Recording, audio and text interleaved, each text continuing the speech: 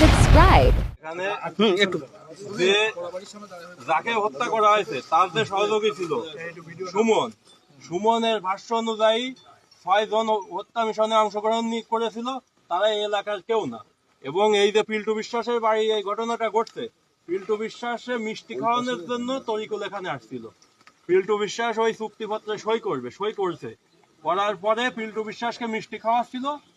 পিল্টু বিশ্বাসের মেয়েরাতে মিষ্টির প্যাকেট দিছে তরিকুল, দেওয়ার পরে মেয়ে মিষ্টি যখন বের করে দিছে, দেওয়ার পরে ওই রাস্তা দিয়ে 6 জন সন্ত্রাসী আসছে, এসে তারাই ঘটনা ঘটায় চলে গেছে। এখন সাথে যে ছেলেটা ছিল সুমন ছেলেটাই ঘটনা বেগতিক দেখে ও পলায় চলে গেছে। যাওয়ার পরে ওই এলাকার লোকজনের কাছে ফোন করছে।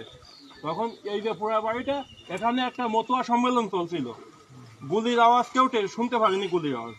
ওই ছেলেটা যখন ওই গ্রামবাসীর কাছে ফোন করেছে, গ্রামবাসী এসে এখানে অগ্নিসংযোগ করছে এবং ভাঙচুর করছে। করার পর এলাকাবাসী জানছে যে এখানে একটা এরকম দুর্ঘটনা ঘটছে। পরবর্তীতে দেখা যায় ওই যে জনতা যারা এখানে সন্ত্রাসী হামলা করছে, আগুন লুটপাট করছে তারাই এখানে সাগর নামে একটা ছেলেরে অপহরণ করে নিয়ে গেছে। পরবর্তীতে আমরা সারা রাত এসপি ম্যাডামের সাথে কথা বলে ওই ছেলেটাকে উদ্ধার করার চেষ্টা করলাম। পরের দিন বেলা 11টা পর্যন্ত ওই ছেলেটা উদ্ধার হয়নি। একটা নাগাদ শুনি যে ওই ছেলেটাকে ডিবির কাছে হস্তান্তর করেছে। তখন আমাদের প্রশ্ন, এখানে যে ছেলেটাকে অপহরণ করা হলো সেই ছেলেটাকে মারপিট করে তাদের কাছ থেকে জোর করে স্বীকারোক্তি নিয়ে আইয়ে সেই ছেলেটাকে এখন হত্যা মামলায় ফাঁসানো হচ্ছে। না কোনো অপহরণ মামলা হয়েছে, না কিছু হয়েছে। সেই ছেলেটার নাম কি? সাগর বিশ্বাস। সেই ছেলেটা এই গ্রামের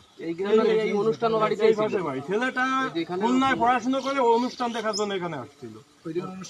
ওই দিন মতুয়া অনুষ্ঠান ছিল, এখানে প্রায় 800 লোকের আয়োজন ছিল, সমস্ত খাবার নষ্ট করে দিয়েছে। Please subscribe.